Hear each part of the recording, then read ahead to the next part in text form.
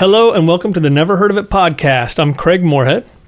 And I'm Shawn Harwell, and this is the show where we talk about the movies that have fallen through our cracks. That is right, Shawn. And today we have a mini episode, sort of a year-end capper episode. And Shawn, what do we do on these mini episodes? Well, we throw a couple of chestnuts on an open fire. Oh, I like that. Even a closed fire. Yeah. Just a fire. We put on some good Yuletide music. Bing. And we talk about the stuff you have heard of. Things that are in the news, things that are a little more current and topical than some of the movies that we pick. Mm-hmm. And yeah, I think that's what we're going to do today. We're going to skip doing box office because we should just assume that I think Star Wars is 1 through 5 the week that this comes out. But yeah, it'll be the last podcast that we do this year. And we'll be back in 2017 going strong. Just so everybody knows, we have a website up there, neverheardpodcast.com. We're on the Twitters at neverpodcast. Obviously, you can find us on the Facebooks as well. We have a group there, Never Heard of It. So if you're looking to interact, suggest some movies, drop a line, let us know how you felt about one of the episodes, please do. Yeah, and definitely, again, tip of the hat, thank you to Alex Callahan for suggesting last week's episode of Field in England. Yes. And we would love all your suggestions, more stuff, and we hope to have a lot more guests coming in 2017. But right now, Craig, what do you say we talk about the year that was? Let's do it.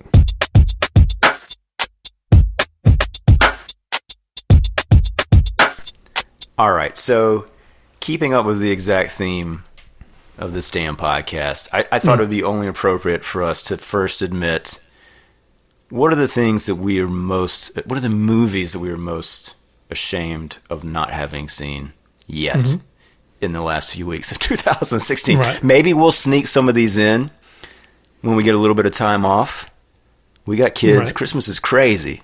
It is. We might not even see a TV, let alone turn one on. So we'll be optimistic and hope that it happens between now and the next podcast. But Craig, give me a movie that you still haven't seen this year that you really want to. I'm ashamed that I didn't support certain movies that I feel like are right up my alley. That's maybe a more appropriate way to put it. Yeah. And I have more than one. The first one, I really have no idea how it is. I haven't heard anyone talk about it, honestly, but I feel like I should have seen the movie Pop Star. I was going to say that one as well. That was almost on my list. Didn't quite make my top 2, but yeah. You know, I like those guys, those Lonely Island guys. I heard it was funny. Yeah. And I feel kind of bad, too, because it seemed like it just came and went super quickly. Exactly. Because of people like us, Greg. Right. The people the wallflowers, the people who just didn't want to step onto the dance floor. I think my first pick is kind of the same thing, and maybe even more sad because, oh my God, these are Oscar-winning filmmakers. For me, it's Hail Caesar. Coen Brothers are the very top of my favorite filmmakers list, and I still haven't watched this damn movie. I don't know why. I love their light comedies almost as much as I love the serious drama stuff they do. I heard this one was a lot funnier than it got credit for, and is certainly an ode to old Hollywood, which I like as well. I like everybody that's in it, and it came and went too, once again, because of people like me. So sorry, Coens. Maybe next year. I feel the same way on that one. Another one for me is Don't Breathe, which, I mean, pretty much had my money in its pocket, just that I didn't actually give it to him ever. I love the previews, and then it came out, and everybody was like, "Oh, this is great." Yeah, that's one. I should have been there. Yeah, my number 2 is Night of Cups. I don't even know that this got released within 200 miles of where I live, so I don't feel quite that bad, although I know it was on demand. It's been out on video for a while. I do think it is streaming now on either Amazon or Netflix. And yeah, Terrence Malick, I love him. I heard this one was really, really strong, and I got to see it. I just got to get around to watching this thing. I'm sure it's going to look beautiful, and I will love every minute of it. So sorry, Terry. Man, it's good to get this off our chests. Yeah. I know it does. It feels good. Let's move on to then. We don't talk about TV a whole lot. Obviously, we don't review a lot of TV, but right now it's ridiculous. Like, it's impossible to keep up. You know, we were talking about this question and feel like there's probably a million answers, but for me, kind of the top of my list of stuff that I haven't seen yet, and surprisingly, I've not heard one person say that they watched this, and that's the Woody Allen series on Amazon, Crisis in Six Scenes. So wow, if you did watch this, yeah, exactly, it's out. Woody Allen made a TV show, and it's like it's a non-event. That's crazy. So I am at least going to do my due diligence with this one. I'm definitely going to get this one watched for 2017, or there will be a crisis in 6 parts of my brain.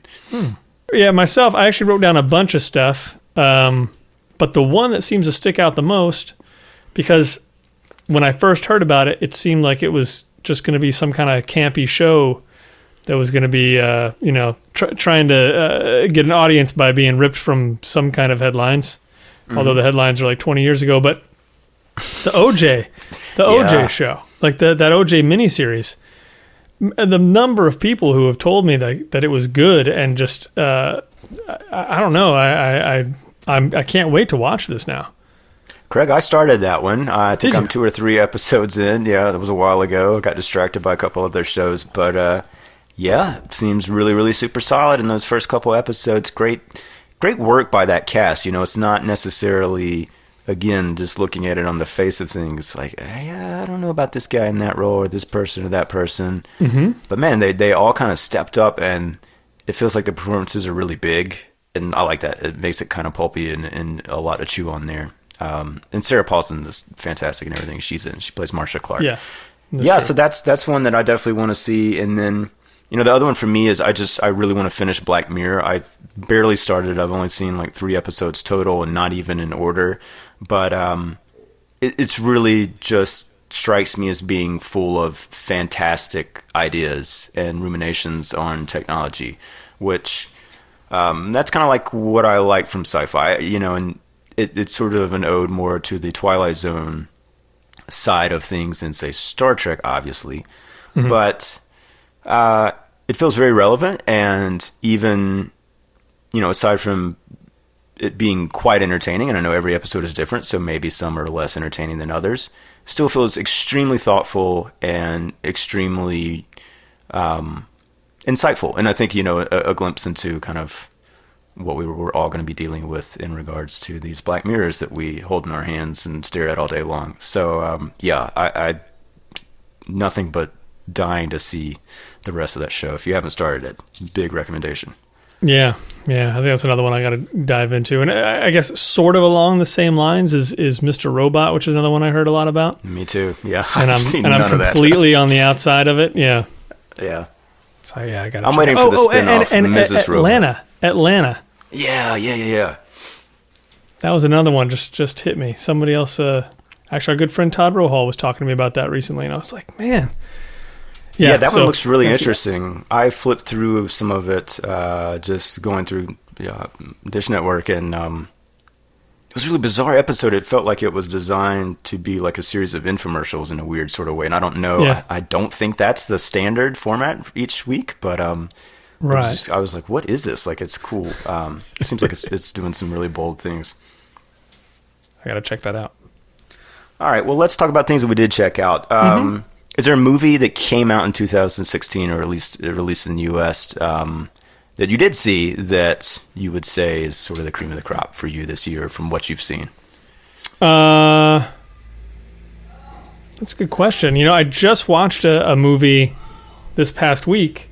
9 Lives? You mentioned that earlier, right? 9 Lives. Oh. We got to see that. Poor 9 Lives. It's not Boo or Medea Halloween. We still haven't watched that yet. Just not yet. Be clear. It will happen. Hopefully we get it for Christmas, both of us. Just this past week, watched Keanu.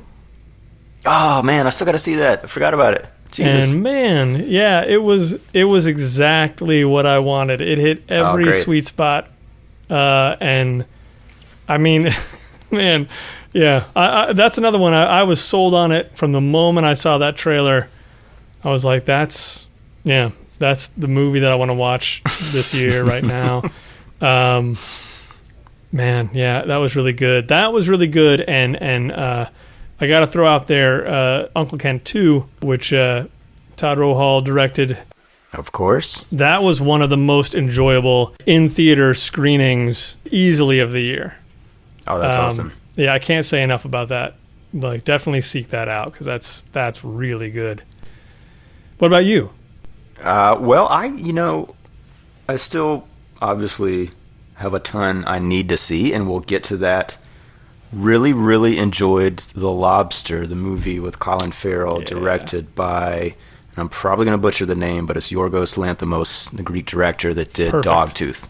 Mm-hmm. If you saw Dogtooth, again, that's fantastic. That's from a couple years back. Really heartily recommend that movie. Lobster is a different animal, but I get it. Sorry, that was a terrible pun. Didn't even mean that. It's just a really clever premise. It's really sad. It reminds me of Charlie Kaufman in a way that also sort of taps into the the depression of Charlie Kaufman stuff, I think. Mm-hmm. But just really, really interesting, clever, good, strong performances. Colin Farrell's great. John C. Reilly's in there. He's really good.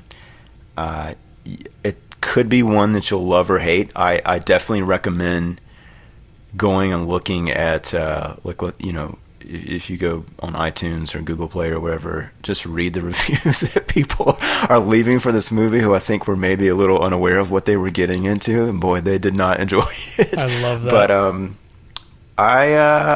I'll go toe-to-toe with those people. They're wrong. The Lobster was great. So see that. I thought it would also be interesting to maybe talk about, because obviously most of the movies that you and I are watching on this podcast are, not remotely from this year, although we've had a few, which has been great. But was there a movie that was not from this year that you really enjoyed seeing, whether that's something that you'd seen before or just maybe seeing for the first time? I'm kind of curious too, like if there was one that you felt like you finally checked off your list of all, and if not, that's okay. I got one of those that I was like, okay, finally I watched this damn movie. But yeah, what's something from non-2016? This is one that, I feel like a lot of people saw in film school, actually, and I never even came close to seeing it. Maybe even screened it. I don't know. But The Hidden Fortress, the Kurosawa movie that, I've heard forever is, partially where Lucas got some inspiration for Star Wars from, and those inspirations are completely obvious. And but it's a really funny movie. Was there a Jar Jar character in that? No, but Natalie Portman was in it, which I found. I was like, what? That is weird. Yeah. No, but young Padme. Very, very young, like zygote young. Wow. No, but yeah, it's. I've never seen it. I don't think I've ever seen that. Well, one. That's the thing. Yeah. It's from Kurosawa, who I don't. I know. I don't immediately think of Kurosawa as being funny, necessarily. No. I don't know. He definitely has light moments, so on, but I don't usually think of it. And he's got C-3PO and R2-D2 characters. He's got these two guys. Yeah, I don't know. The movie works really well. It's definitely got adventure aspects to it that are taken very seriously. It's really fun to kind of watch and think about where parts of Star Wars could kind of match up to them. There's one scene that I'm convinced could possibly be the inspiration of the trench run of the Death Star. Kidding. Yeah. But maybe not. And honestly, I don't really want to find out. I don't really want to look and find out what he said. I just, it's more fun just pretending. But I would definitely recommend that. What about you? Well, you just reminded me. I think I watched Rashomon this year. Yeah. Maybe that was last year. Anyway, yeah, if you haven't seen that, that's fantastic. Man, too. It really is. Still yeah. really, really relevant. For me, I had two. One was Jules and Jim, the Francois Truffaut movie, which I do think I'd seen before, but hadn't really processed, and it's been a long time if I had. Mm-hmm. It's outstanding, man. I loved that movie. It was really, really good, and you can see the influence of it in something like Y Tu Mamá También, because it uses a narrator, and I think really, really effectively. It's one of these movies that sort of bridges the gap between novel and film in an interesting way. Yeah. So I thought that was so good, so good. And, you know, in addition to that, I think that kind of came out of, actually I watched the Hitchcock Truffaut documentary that was on HBO. That's fantastic too. If you haven't seen that, you can go down that rabbit hole. But the other one, the big one for me, I think, was actually I watched Heaven's Gate for the first time, the Michael Cimino movie. Really? That was, I mean, I had seen bits and pieces. Yeah. Never seen the whole thing. I have to admit, like, I did not have time to just sit down and watch all 72 hours of it in a row. I broke it up over 2 nights. But there's a lot. I mean, it's kind of just a staggering achievement, that movie. It is amazing to look at and to think about. And obviously, the stories behind it are almost as exciting as the movie itself. There's like a 6-7 part documentary that's on YouTube, and I watched that whole thing right after watching it. It's just one of those, if you've kind of put off for whatever reason, seek it out, because it just looks incredible. It's hard for me to think of another movie that nails period with that much detail. Like, it really, really is. Yeah. And for that, it should be applauded for the rest of all time, if for no other reason. Well, and I think it's a movie that people would avoid just from, like, hearing about, it's, you know, it was this huge bomb and it took down a studio basically, and, you know, so why would you want to watch it? In a lot of ways. Yeah. But I mean, see, that was one that they did screen, I remember, at school, and I remember going into it thinking about the fact that, like, wow, this was like a huge bomb, and just walking away and feeling like, man, that was great. I totally agree. That was a great movie.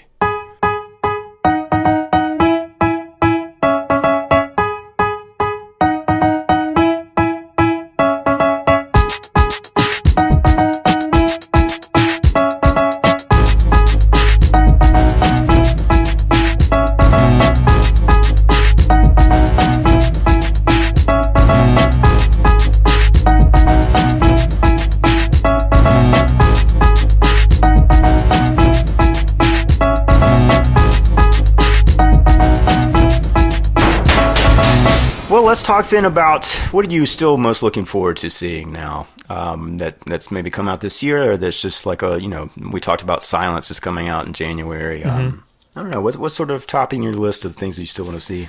I've heard a lot of really good things lately about Manchester by the Sea, which was not one that was really kind of on my radar, but I don't know, the Kenneth Lonergan.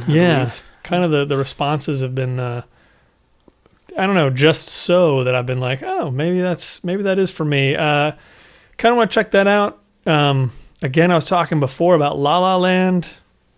Mm-hmm. I don't know. That's one that's kind of got me. That Moonlight, which is another one I keep hearing about. People keep saying you got to see it. And the last one, which I haven't heard anyone talking about, but I really want to see, is Fences. Oh yeah. Denzel. The Denzel movie, the August Wilson, right? Play. I don't know. I've known bits of that play for a long time, and I don't know. I hope it's good. I'm looking forward to that. What about you? Well, I think I'm looking at my list, and there's a lot of things that we have talked about before, like Loving and Arrival. For me, though, I think I'll pick a couple of different ones, and they're actually out now streaming. So Neon Demon, the Nicholas Winding Refn movie, still really want to see that. I know I got mixed reactions, but it looked kind of hypnotic and creepy and weird, and everything that I loved about, like, Drive and some of the stuff that he's done. Green Room, the Jeremy Saulnier movie, director of Blue Ruin, with Patrick Stewart playing, I think, a neo-Nazi white supremacist in the South. That looks, I've just heard, is super intense and kind of frightening and sounds like fun, right? And then 2 others I keep going back to. I feel like I really should get out and go see Allied, because I just look at those trailers and think, this is everything that I wish Hollywood still made, like, from the look of it. Yeah, agreed. I've heard it's good. It did okay. Well, it came in 4th, Sean, as you know. Yeah, exactly. Because you're doomed into it. Okay. Right. and these are all people that I admire extremely. So I don't know. I think if I get out to the theaters, maybe that and Star Wars will be the two movies I try to see in theaters over the break here. And then another one that I think is come and gone in the independent theater, maybe still kicking around, is The Handmaiden from the director of Old Boy. That's the big foreign movie for me this year that I still want to see.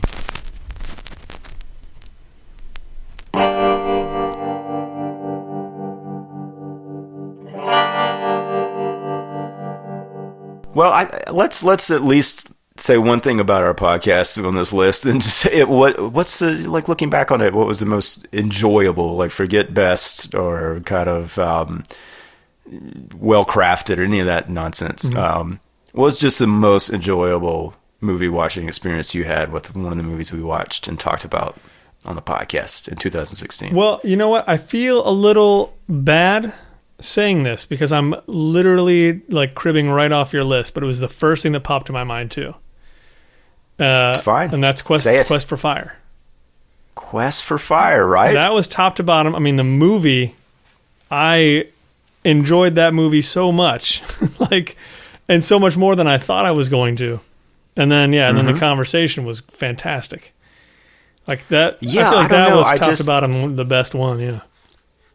Yeah, and I had other movies that I liked a lot, like, Why Don't You Play in Hell and Phoenix, we've talked about a lot, but, and some of the documentary, well, I guess we only did one documentary. Anyway, yeah, there's just something about that movie that I keep thinking about. Like, that is one movie that I would definitely own and watch. I think, like, it's one that you can put on no matter where you sort of press play and just watch it, because, like, there's no dialogue and there is a narrative and a plot to it, but it's really just about the experience of watching these kind of there's like Three Stooges in caveman form that haven't quite evolved yet, and it was just a pleasure to kind of, like, finally be made aware of that movie. Yeah, I mean, unlike everybody else that's seen it 1,000 times by now. Absolutely, and it's one that I've recommended to a lot of people, and I'm just hoping they check it out, because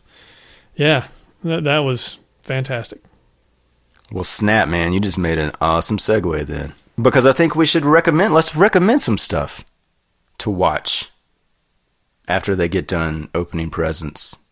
And do people sing carols? People don't really sing Christmas carols anymore, do they? No, because no one owns a piano anymore. You have to have the piano so you can gather around it, and it's just nobody. So I think that's a good idea, Shawn. I think we should recommend some. I'd be interested to see what you have on your list. Well, we made a small criteria for this, in that it should be something that I don't think would offend anybody that is a casual moviegoer fan. Like, so these are not like straight for the cinephile nerds out there, but thank you for listening, because we know you are. I think these are movies that you could put on that maybe, your uncle hasn't heard of necessarily, but they're right there available and that they might like. So I've got a couple from Netflix, and I got a couple from Amazon Prime. I'm going to start with Netflix, and my first one is Mascots, the Christopher Guest movie that he made this year for them. It is not a perfect Christopher Guest movie. I don't think it's going to supplant your Best in Shows or You're Waiting for Guffman, or certainly not Spinal Tap. Sure. I know he didn't direct that. Calm down. But it's really good, lighthearted fun. It's right in his wheelhouse. The performances are great. Ed Begley Jr. is hysterical, and it's got everybody in there. Parker Posey, and there's even a returning character from one of his previous films, which if you don't know about yet, I won't spoil it. So if you're a fan of his and you haven't maybe got around to watching this one, go watch Mascots over the break. That sounds like fun. What about you? What's your first on from the Netflix side? Yeah, the first on the Netflix side would be the White Christmas, because it's Bing and I believe Danny Kaye and Gloria Estefan and the wonderful Gloria Estefan in. When's the last time you watched that movie? Last Christmas. No I kidding. literally Is this will like watch the traditional thing? Kind of, yeah. It's that and It's a Wonderful Life are my go-to no matter what. It was on 2 nights ago on TV. It's a Wonderful Life, and I'm sure it will be on nonstop. Oh no! I mean, I have the Blu-ray of it. Like I have to. Okay. Locally, our AFI theater runs it every year, so they screen a print of it every year, and we try to go out and watch that. So I love that. And White Christmas. Now, White Christmas. Keep in mind that White Christmas is not Holiday Inn, although they both have the song White Christmas in them, and they both kind of seem the same a little bit. But Holiday Inn has some very objectionable parts that you want to stay far away from. But White Christmas the lobby? is Holiday Inn. Get it? Huh? Hotel jokes? No. That's not going to work. No. But the Bing Crosby, Danny Kaye thing is pretty enjoyable. It's like two war buddies who like who go into show business together and open up a show business inn, essentially. It's basically the plot of Holiday Inn in a weird way. Just they decided, let's be less racist. And so here, and more Christmassy. Here you are. Yeah, to an extent, anyway. Well, so yes, White Christmas is good wallpaper, I feel like, during Christmas time. Awesome. I don't know that I've ever seen that movie. I think I'm gonna make you a should. It's streaming on Netflix, I believe.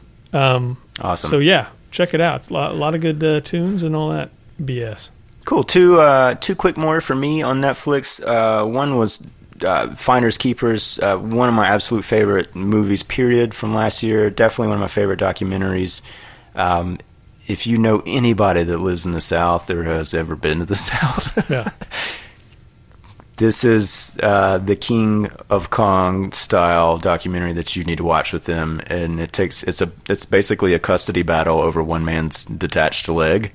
And I'll say no more, but it is good. So good. It cuts a little deeper than you expect it to, but it's always it does so with a very positively minded slant. It's not making fun of anybody in this movie, and it's really, really fantastic. I can't say enough good things. And then I recently finally watched Dear White People. I'm blank on the director's name.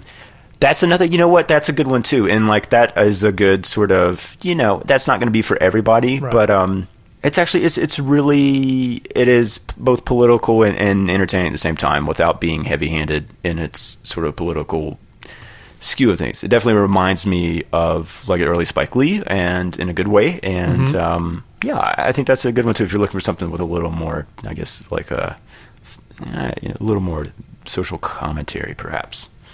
And Craig, I'd be remiss if I didn't say, you could watch Red Oaks on Amazon Prime. That's definitely a good 2 one. Seasons they're sitting right there. I think you'll walk away from both of them feeling good about life in general.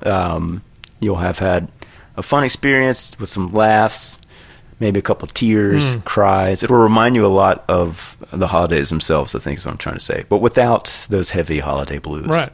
That's a good point, Shawn. You don't want the heavy holiday blues. And a couple of my other picks, since you skipped on over to Amazon, I'll point out that Gremlins is streaming over there, which is always a pretty fantastic Christmas movie. Sure. That the whole family can enjoy. But the other one I'll throw out there isn't Christmas at all, but I loved it. I watched it earlier this year. I loved it. It's The Get Down on Netflix. It's not going to be, it might not be wallpaper. You put that on, you might end up like watching this thing for 12 hours or however long it was. But it is, that's okay too. I really, really liked this show this year, and that'd be my other recommend. Yeah, I gotta sit down and watch that. It looks so terrific. Yeah. And as we found out in a recent podcast, Michael Dinner, the director of Heaven Help Us, did an episode. Yeah.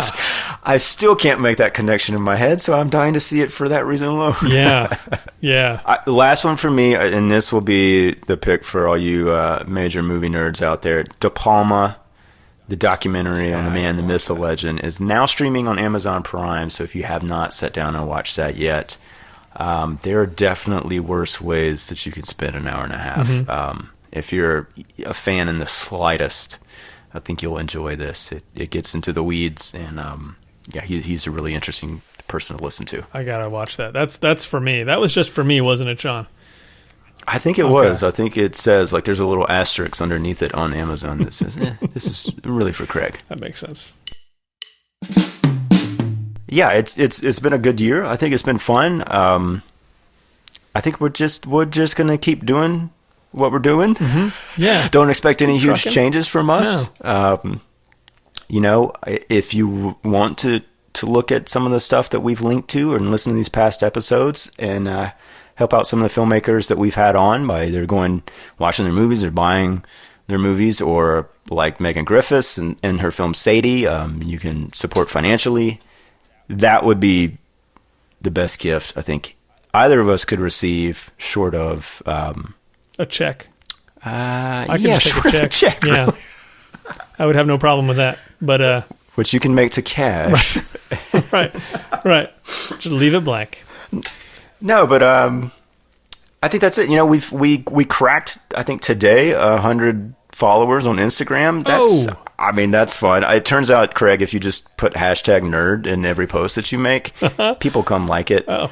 I don't care. That's fine. nice. Thank you for liking it. I And won't complain. you know, yeah, we just do this stuff because it's fun and we enjoy it. And so, yeah, we'll keep on keeping on. Indeed. Speaking of keeping on, Shawn, should we talk about what's going to happen next year? I think we should, because we're going to do the very first episode is going to be a little bit different, and it kind of falls in line with what we've been talking about tonight, though. And why don't you set this up, because you mentioned this movie to me, Mm-hmm. and I agreed. I think it was time that we knock this one off the list. Right. Well, a part of the thought was, should we every now and again, should we be watching a movie that we definitely should have seen and we've definitely heard of? You know, trying to dig deep and find the most criminally not seen movies by the both of us. So every now and again, we'll hit one that's a classic, or considered to be a classic anyway, that we haven't seen. And so I suggested In the Heat of the Night, which we both haven't seen. It's on AFI's list. It's on actually tons of lists as well. It probably should be, for as much as I've heard about it. If you've ever read the book Pictures At a Revolution, they talk about In the Heat of the Night a good bit. And if you haven't read that, definitely check it out from your local library. It's really good. But anyway, so the idea is we're going to watch In the Heat of the Night. We're going to talk about it. Hopefully, maybe it's one you've already seen. If you haven't seen it, you can check it out hopefully before January 4th, when that episode will drop. It feels like this one is a little topical, and Sure. it's the right time to finally correct this egregious error on our part by not having seen this movie. So, yeah, we'll check it out. We're not going to do this every time. I'm excited to get back to your suggestions and get back into trying to stump you, Craig Moorhead, with some of these movies that I've heard of, which I know it's going to be tough. It will be. But we'll find some good ones that are kind of way off the beaten path. But yeah, it feels like this would be a fun way to kickstart the year. Hopefully you can check this movie out if you haven't seen it in a while, and join right in the discussion with us. So that would be fun. Absolutely. Feel free to talk to your iPod machine. You know, whatever makes you feel at home. Your click wheels. Talk to your click wheels. Yeah. With that said, I think all we can say now is just good night and Merry Christmas and Happy New Year.